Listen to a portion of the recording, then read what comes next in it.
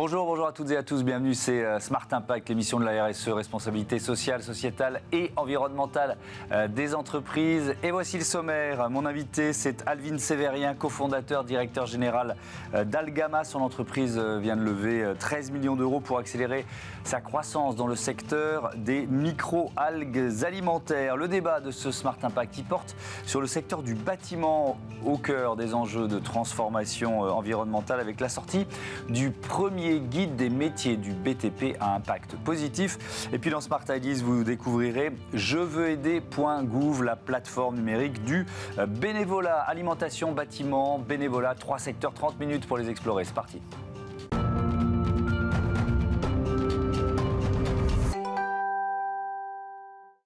L'invité de ce Smart Impact, c'est donc Alvin Sévérien. Bonjour. Bonjour. Bienvenue, vous êtes le cofondateur, le directeur général d'Algama, créé en 2013 avec 2 amis d'enfance, c'est ça? Absolument. C'était quoi votre idée de départ? Pourquoi vous êtes lancé? Alors, nous nous sommes lancés parce que nous étions consommateurs de spiruline, donc qui est une microalgue. Oui. On la consommait en comprimé, en réalité en poudre. Et on s'est rendu compte que c'était quelque chose de vraiment intéressant, mais sous-exploité. Donc, l'idée était de voir comment est-ce qu'on peut aller plus loin, comment est-ce qu'on peut en tirer les bienfaits pour la transformer en ingrédient du quotidien. Et donc, l'idée, c'est d'utiliser ces microalgues dans l'alimentation humaine, c'est ça? Alors, déjà, quelles sont les caractéristiques, les avantages de ces microalgues en termes de qualité nutritive, etc. etc. Alors, les microalgues sont des micro-organismes qui ont énormément de qualité, donc un taux de protéines extrême, jusqu'à 70% de protéines, des acides gras polyinsaturés, donc les oméga 3, 6, 7, 9, qui sont des acides gras essentiels pour l'organisme et qu'on est obligé d'aller chercher ailleurs. On a aussi un nombre de vitamines absolument incroyable, des minéraux. C'est un super aliment, mais encore sous-exploité. Ouais. Et alors, comment vous l'exploitez? Parce que c'est une chose d'avoir l'idée de départ, après il faut passer à un processus qui va devenir de plus en plus, entre guillemets, industriel. Donc comment vous l'exploitez? Oui. Alors, c'est pas forcément simple, oui. Mais nous avons ce que nous faisons est finalement basique. Donc, on la transforme en ingrédient. Oui. On s'est dit, il y a quelque chose d'intéressant dans ce produit. Mais en même temps, c'était difficile de l'atteindre parce que quand on prend une microalgue comme ça dans la nature, on va trouver quelque chose d'assez fort en goût, d'assez fort en odeur, d'assez fort en couleur également. Donc l'idée était de pouvoir voir comment est-ce qu'on peut la transformer, un peu comme on va transformer un grain de blé en farine. Donc nous, on se positionne là-dessus, sur la création de technologies qui nous permettent d'extraire le meilleur des microalgues. D'accord. Et donc, effectivement, il y a eu 25 brevets déposés, je crois. Aujourd'hui, c'est 40 salariés. Algama, 50 recrutements prévus parce qu'il y a eu une levée de fonds récente. C'était au mois de janvier, je crois, de 13 millions d'euros. Alors, vous en êtes où quand on a une levée de fonds comme celle-là? Ça veut dire qu'on veut accélérer, évidemment, son développement, sa croissance. Vous en êtes où aujourd'hui? On en est à quel stade du développement d'Algama? Alors effectivement, on a une technologie qui est éprouvée, qui fonctionne très bien et que nous sommes en train d'installer dans une usine que nous venons d'acheter. Donc là, on est vraiment au stade industriel. On a pu déjà travailler avec des partenaires industriels par le passé et donc c'est ce qui nous a permis de livrer nos premiers clients. Et aujourd'hui, propriétaire de notre usine, une équipe qui grandit, des clients qui sont très satisfaits des produits que nous avons créés. Donc maintenant, c'est la croissance. 25, je reviens sur les brevets quand même, 25 brevets déposés. On est dans quel domaine d'innovation? Vous dites c'est pour transformer la microalgue en un aliment utilisable ensuite pour en créer d'autres, c'est ça si j'ai bien compris? Oui, c'est ça. On n'a pas encore précisé ce qu'on fait, mais notre ingrédient phare nous permet de remplacer les œufs. Okay. Donc, à partir de l'algue, c'est pas intuitif, j'en conviens, mais on va réussir à Pour les protéines, c'est intuitif quand même. Pour les protéines, oui. Bon, parce que finalement, l'œuf, c'est une protéine extrêmement fonctionnelle dont on se sert pour texturer de nombreux aliments. Alors, c'est ce qui nous permet d'avoir le gâteau, d'avoir la mayonnaise. Et c'est comme ça que nous avons évolué vers des protéines fonctionnelles. Et nous nous servons donc de cela pour remplacer les œufs. Et en plus, on a un avantage, c'est que, bon, évidemment, il n'y a pas de problématique de goût, de couleur, de texture. On est sur quelque chose qui remplace vraiment très bien. On le remplace en plus avec la même quantité d'œufs et c'est moins cher que l'œuf. D'accord. Et ce produit phare, vous l'avez appelé Tamalga, c'est ça? C'est ça. Et donc, il est utilisé par qui aujourd'hui? Alors aujourd'hui, il est utilisé par des industriels de l'agroalimentaire. Ouais. Je ne peux pas forcément révéler les noms. Non, mais... En tant qu'ingrédientiste, on a notre discrétion, mais il est utilisé par des industriels qui l'utilisent essentiellement sur tout ce qui est boulangerie, viennoiserie, pâtisserie. Donc il y a beaucoup d'œufs qui sont utilisés dans ce secteur, mais d'autres également. D'autres qui vont vouloir texturer. Donc par exemple, on a des acteurs qui sont dans les steaks végétaux. Ouais. Pour pouvoir amener du liant à leurs steaks végétaux, ils utilisent donc du Tamalga. Et ça devient quoi? C'est une poudre? Oui. C'est une poudre que vous livrez. Donc là, vous avez acheté une usine. Elle se situe où? Quels sont les défis quand on passe à l'industrialisation? Alors, l'usine se situe à Liège, en Belgique. Ouais. Et les défis sont assez nombreux parce que ce sont de nouvelles responsabilités, ce sont de nouveaux actifs pour la société qui sont assez lourds. Mais c'est en même temps la possibilité d'avoir la maîtrise intégrale de nos procédés. Parce que jusqu'à aujourd'hui, on travaillait, comme je le disais précédemment, avec des partenaires qui nous permettaient de faire la première version de notre produit. Mais nous avons déposé beaucoup de brevets sur des technologies qui sont absolument uniques et qui nécessitent de les placer chez nous et en sécurité derrière nos murs bien opaques. Donc, parce que nous sommes parvenus à atteindre un niveau de transformation qui est absolument unique au monde et qui nous permet de révéler vraiment une fonctionnalité comme personne n'arrive à le faire. Ouais. Les algues, je reviens à la matière première, elles sont, je vais poser vraiment des questions de base, mais elles sont en accès libre? Ou alors c'est une ressource qu'il faut acheter, que d'autres essayent aussi de transformer peut-être pour d'autres usages? Oui, c'est une ressource qui est produite. Ouais. Donc les algues sont produites. On parle surtout de micro-algues chez Algama, à vrai dire, qui sont un peu particulières. Donc comme je disais tout à l'heure, ce sont des micro-organismes. Leur production donc est très saine, très intéressante, mais aller la chercher dans la nature représenterait donc des complexités et des risques aussi importants parce que je vais vous donner quelques exemples sur leurs propriétés. Elles sont effectivement très très riches avec de nombreux nutriments, mais elles vont aussi avoir la faculté de capter les métaux lourds. Donc vous pouvez imaginer si c'est produit dans un environnement qui n'est pas contrôlé intégralement, bien c'est quelque chose qui va être néfaste pour l'organisme. A contrario, dans un environnement contrôlé, c'est plutôt positif pour l'organisme. Pourquoi remplacer l'œuf? Parce qu'en fait, on trouve des œufs partout. Et quand on commence par l'œuf, on commence par vraiment une protéine extrêmement fonctionnelle qui permet d'avoir des propriétés de texturation extrêmes. Donc, en partant de l'œuf, on est capable de faire beaucoup d'autres choses. Et c'est vrai que nous avons déjà développé de nouveaux produits qui sont dans différentes catégories, donc les alternatives aux œufs, mais également aux produits laitiers, à la viande, aux poissons. Donc vraiment quelque chose de très très large pour pouvoir vraiment alimenter l'industrie. Et donc nous positionnons sur les ingrédients qui permettent aux industriels, mais pas que en réalité, parce que c'est aussi aux chefs ou aux plus petites entreprises de créer de nouveaux produits pour le quotidien. Est-ce qu'il y a aussi un débat alors je ne sais pas ce que représente le marché de l'œuf aujourd'hui, ça doit être assez faramineux, assez gigantesque, mais sur les conditions de production, sur la maltraitance animale, enfin voilà, ça permet aussi de passer outre ces inconvénients ou ces critiques faites au marché de l'œuf.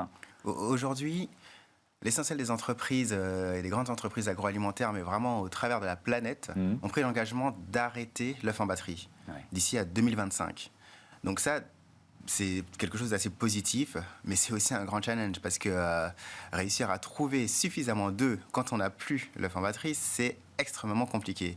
Donc nous venons répondre à cette problématique, mais une problématique qui finalement pour certains a été anticipée pour l'année 2025, mais commence à démarrer beaucoup plus tôt. Alors en France, on est déjà vraiment assez bon sur le plein air, mais Algama ne travaille vraiment pas exclusivement avec la France. Mais sinon, on a pu voir, notamment cette année et l'année dernière, qu'il y a eu déjà de nombreuses contraintes parce que le prix des œufs a été multiplié par 2, par 3 en Europe, jusqu'à 7 en Amérique du Nord. Donc on est sur un marché extrêmement volatile et avec de nombreuses pénuries dans plusieurs zones du monde. Donc on a eu déjà beaucoup de contraintes, notamment à cause des grippes aviaires, à cause de la hausse des matières premières, à cause de la hausse de l'énergie. Et donc nous répondons vraiment à cet ensemble de contraintes qui qui couvre un spectre très large. Dernier mot sur les recrutements, parce que je le disais tout à l'heure, vous êtes 40 salariés aujourd'hui, il y a 50 recrutements prévus. C'est quel type de profil? C'est plutôt des ingénieurs, quel profil vous cherchez? Alors, plusieurs types de profils. Nous cherchons évidemment des profils qui vont être donc des opérateurs de production au niveau de l'usine, mais également des ingénieurs, des docteurs, des profils commerciaux, parce que nous avons de plus en plus de clients donc, qui nous sollicitent et de moins en moins de ressources pour pouvoir répondre au téléphone. Donc, on cherche vraiment un spectre très large d'employés. Ce sera une toute nouvelle boîte bientôt. Et ben voilà, merci beaucoup et bravo. Merci Alvin Sévérien, à bientôt sur Bismart. On passe à notre débat, les métiers du BTP à impact positif.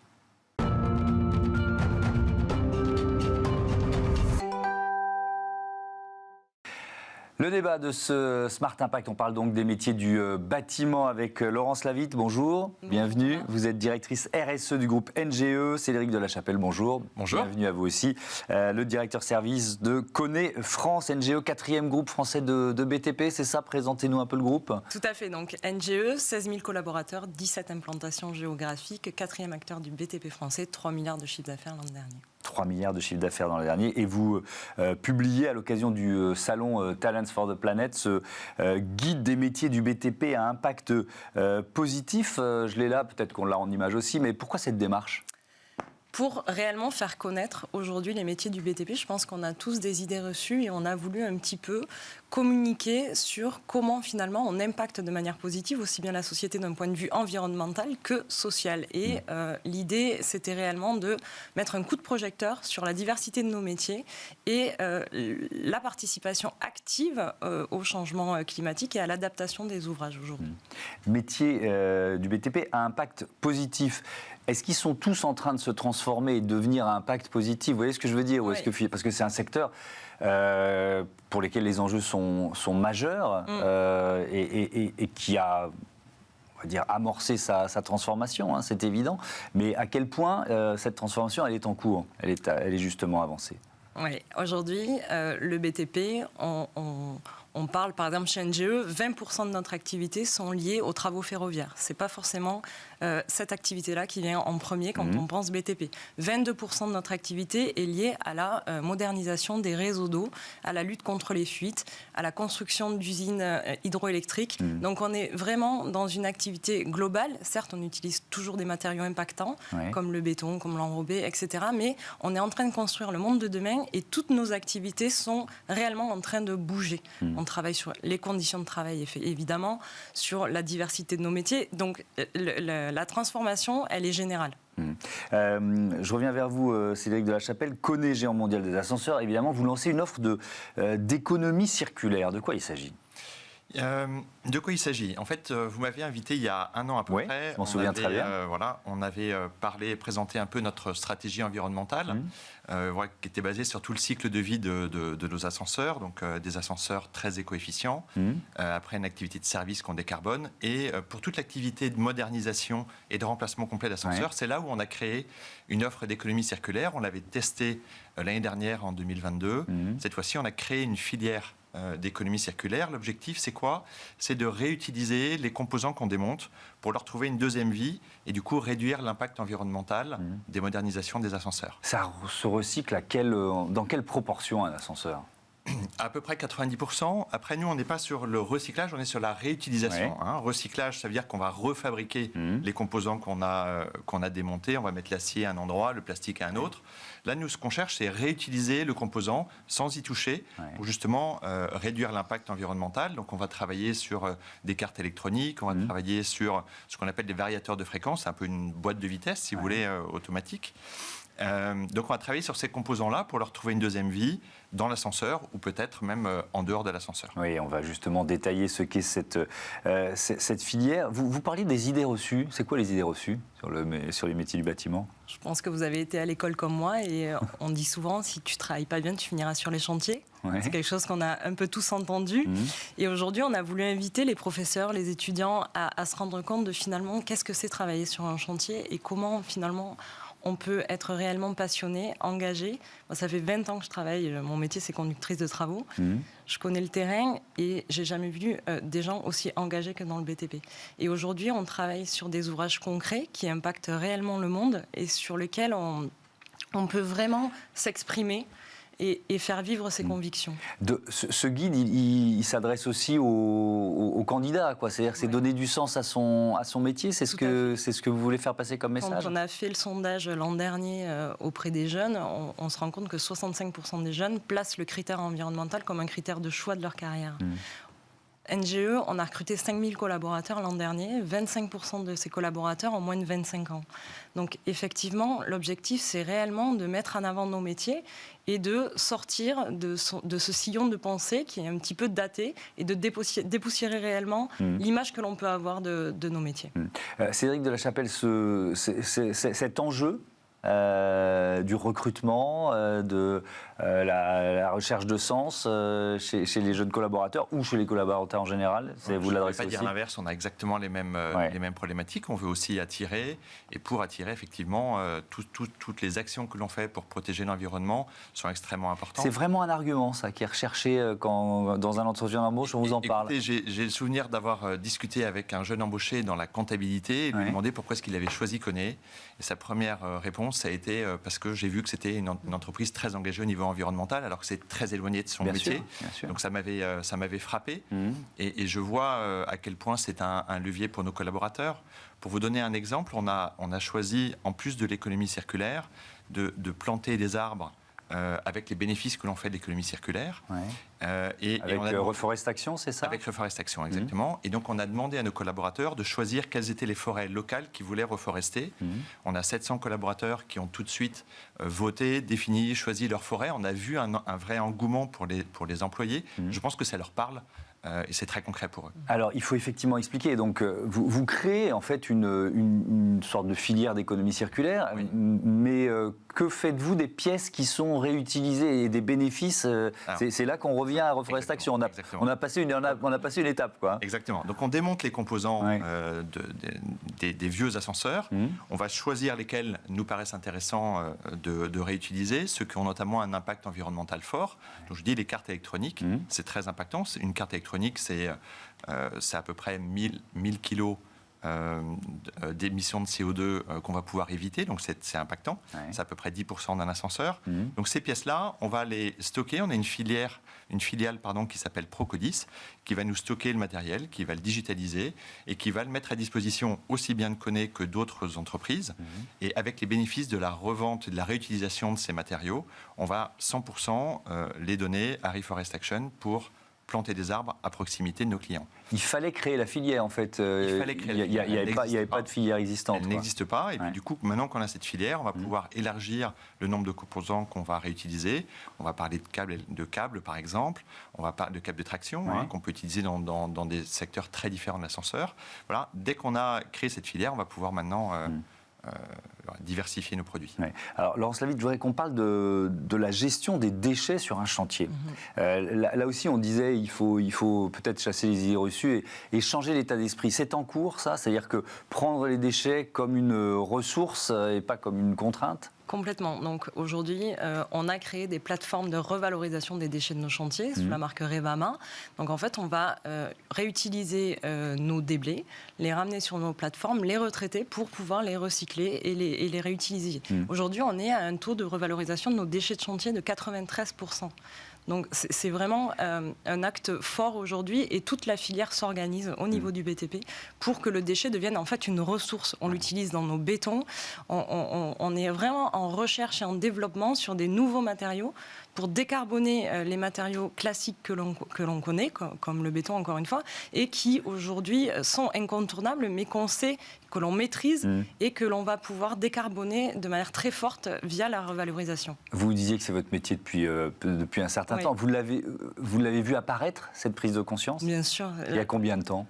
Moi, je dirais il y a une dizaine d'années que réellement on s'est mis à penser à l'environnement. On s'en rend compte au quotidien. dans la conception, aujourd'hui, ça démarre par l'attente du client qui, lui aussi, a pris conscience. Donc, on ne construit plus pareil. Les ouvrages ont une nouvelle durabilité. On est dans de la sobriété, du premier trait qui est tracé jusqu'à la livraison du chantier, jusqu'à l'usager aujourd'hui qui ne se déplace plus de la même manière et qui va aujourd'hui avoir un vrai regard là-dessus. Il y a une attente sociétale extrêmement importante et donc on est obligé dans tous nos actes de construire d'intégrer ces valeurs-là. Et puis, alors, on en a reçu plusieurs ici, il y a des jeunes entreprises numériques, digitales qui proposent des plateformes pour arrêter de faire voyager les déchets à travers toute la France pour trouver un chantier à proximité pour ses palettes, etc. etc. Ouais.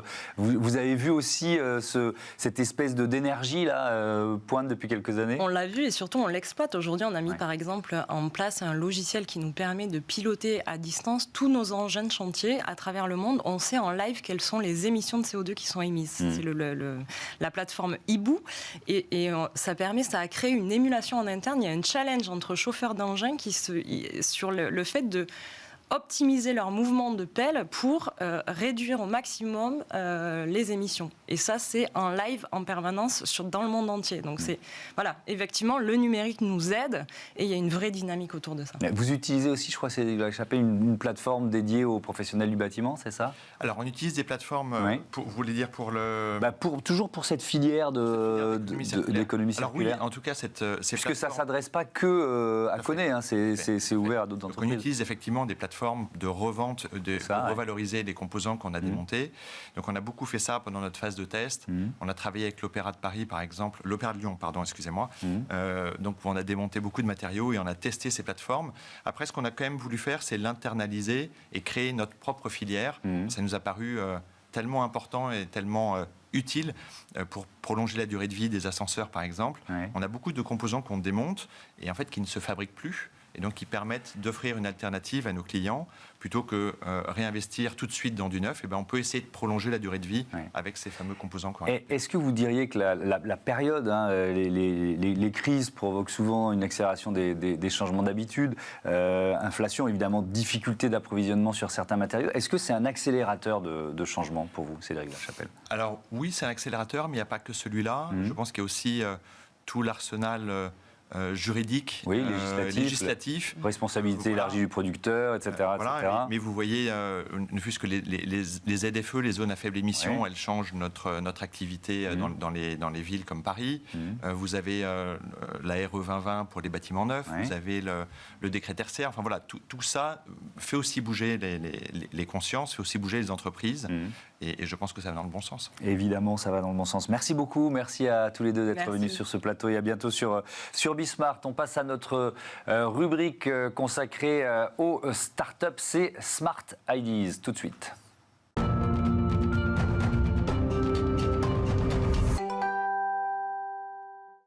Smart Ideas avec jeveuxaider.gouv. Bonjour Joe Ashkar, bienvenue. Merci de m'accueillir. Vous êtes le responsable des opérations de jeveuxaider.gouv. C'est quoi? jeveuxaider.gouv.fr, c'est la plateforme publique du bénévolat, l'incarnation numérique de la réserve civique. Elle permet à chacune de s'engager sur une cause qui lui tient à cœur, partout en France, et une mission de bénévolat qui est proposée par des structures associatives. On va faire le bilan puisque vous venez de fêter vos 3 ans, mais il faut peut-être rappeler ce qu'est la réserve civique. Ça a été créé quand, dans quelles conditions? La réserve civique, c'est une loi. En fait, c'est un dispositif, un service public qui a été créé en 2017 par la loi Égalité-Citoyenneté, et en fait qui prend ses racines dans le rapport Pour que vive la fraternité, publié et rédigé par Jean-Marc Sauvé et Claude Onesta à la suite des attentats de 2015, dans lequel il proposait la création d'un dispositif public qui permettait à chacun de contribuer à la solidarité et à la fraternité en France. Et alors donc cette plateforme jeveuxaider.gouv.fr, créée il y a 3 ans tout juste, quel bilan vous pouvez faire après 3 années? La plateforme a été lancée pendant le Covid en mars 2020 et nous avons soufflé la 3e bougie la semaine dernière. Alors quel est le bilan? C'est devenu un outil de résilience face à des crises. On va vivre de plus en plus de crises ces prochaines années. On l'a vu avec le Covid, on l'a vu avec l'accueil des déplacés, des réfugiés ukrainiens et on va le voir sans doute avec les évolutions et les changements climatiques. Si on doit faire un bilan, c'est aujourd'hui 460 000 bénévoles inscrits, plus de 11 000 organisations partenaires, dont 8 500 associations. Et si on retient un chiffre clé, c'est le suivant, c'est 500 bénévoles s'engagent chaque jour pour une mission de bénévolat. Mais alors, des missions, c'est très varié. C'est quoi les missions qui sont proposées en fait? On retrouve plusieurs formes de missions. Oui. Ça peut partir en fait d'une mission ponctuelle, où vous allez faire par exemple une collecte alimentaire ou une distribution de kits d'hygiène, à des missions plus récurrentes, comme le mentorat ou le tutorat d'un jeune en orientation, en tout cas pour l'accompagner de son orientation professionnelle, ou in fine, sinon des missions qui sont encore plus engageantes, c'est participer à la vie de l'association en tant que membre du bureau ou secrétaire général ou trésorier. Comment vous les choisissez, entre guillemets, ces associations? Vous faites, comment vous validez leur objet? Parce que bon, c'est à la fois voilà, un élan de solidarité et un maillage territorial qui est impressionnant. La France est un pays de bénévoles et d'engagés, mais il faut savoir où on met les pieds en quelque sorte. Tout à fait. Les organisations qui s'inscrivent doivent respecter la charte de la réserve civique. Elles ont un but, elles défendent un intérêt général. Elles n'ont pas de vocation cultuelle ou politique. Et toutes les organisations qui s'inscrivent et les missions qui sont publiées sont modérées. On a donc des référents territoriaux qui s'assurent que les organisations qui s'inscrivent sont conformes à la charte et qu'elles ne proposent pas, par exemple, de missions à caractère cultuel, politique ou discriminatoire. Alors, vous lancez en ce mois d'avril l'opération Printemps pour la planète. C'est quoi l'objectif? Alors, Printemps pour la planète répond à plusieurs objectifs. Dans un premier temps, c'est l'éveil écologique. C'est comment faire en sorte que nos concitoyens, concitoyennes prennent conscience de l'impact de leurs actes dans la société et notamment sur l'écologie. Le deuxième objectif, c'est d'inciter à l'engagement sur ces thématiques-là avec des missions de bénévolat. C'est une opération qui est réalisée en partenariat avec la Fondation J'agis pour la nature. La plateforme J'agis pour la nature de la Fondation Nature pour l'Homme. Et partout en France, nous allons proposer des missions de bénévolat. Ça peut être par exemple des missions de sensibilisation en milieu scolaire, des missions d'éducation en fait à l'écologie, afin de protéger la seule planète que nous avons, la planète Terre. Une opération comme celle-là, elle se prépare combien de temps à l'avance? Est-ce que vous identifiez finalement auprès de bénévoles existants des demandes, ou alors auprès de l'association des demandes spécifiques? Comment ça se passe? Alors, on organise à l'année environ 6 opérations. Oui. Donc, Printemps pour la planète, c'est la première. Généralement, il nous faut 2 mois de préparation. La première phase, c'est de compréhension des besoins. C'est où sont les besoins des structures qui publient des missions et quelle est la nature de ces besoins. La deuxième phase, c'est de tester l'appétence des bénévoles. C'est est-ce que cette cause pour laquelle on souhaite faire une opération a réellement un écho auprès des bénévoles. Une fois qu'on a pu confirmer en fait un besoin de la part des structures et une envie des bénévoles de s'engager, on identifie des partenaires avec qui on va structurer et déployer l'opération. Ça peut être des partenaires médiatiques, ça peut être des partenaires associatifs, ça peut être des partenaires, on va dire, plutôt de la collectivité territoriale, puisque l'engagement se fait sur le terrain. Une fois cette identification faite, on commence, on va dire, à préparer, on va dire, opérationnellement l'opération par la sélection des missions, garantir une représentativité sur les territoires pour permettre à chacun de s'engager. Et après, s'ensuit une phase de communication. L'opération Printemps pour la planète se déroule du 3 au 23 avril. Et ben voilà, on a fait passer tous les messages. Merci beaucoup, Joachkar. Printemps pour la planète, vous pouvez y participer grâce à la plateforme jeveuxaider.gouv.fr. Voilà, c'est la fin de ce numéro de Smart Impact. Merci à toutes et à tous de votre fidélité à Bismart, la chaîne des audacieuses et des audacieux. Salut.